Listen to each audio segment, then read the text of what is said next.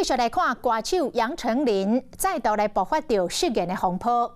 昨日，伊伫中国荷兰郑州举办着演唱会时阵，滚酸笑讲一句“荷兰人爱骗人”，引起着中国网友的不满。中国的政府单位嘛接到这个投诉，正在等咧调查。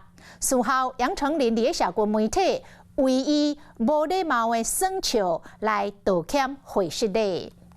刚刚是为什么啊？有人澄清哦，在哪里？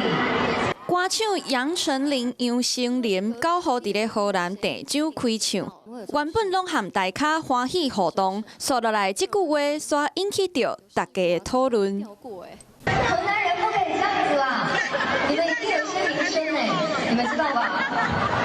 爱骗人的事情，不要骗我。警惕荷兰人爱甲人骗，这个影片互中国的网友讲是失言，相关的单位嘛开始接到投诉。审批的话是由文旅厅厅机关这边批的，相关问题的话，我们这边也接到反映，那现在是正在这个落实当中，这个会依照这个问题转进相关部门进行处理。看这个争议是愈来愈严重，杨丞琳10号伫咧社群po文，讲我爱为郑州演唱会代志悔失咧，心任错误嘛表示家己会接受批评和指正。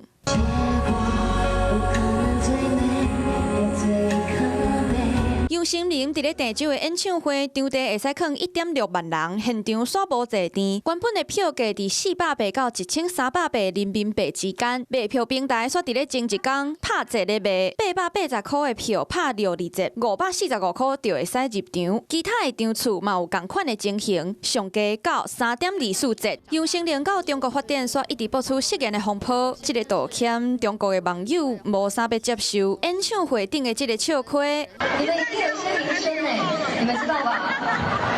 爱骗人的事情，这个大家恐惊互伊料想未到。Hello， 我是林明瑞。想要抢先掌握最及时的新闻资讯吗？赶快订阅、按赞、开启小铃铛，锁定我们华视新闻的 YouTube 频道。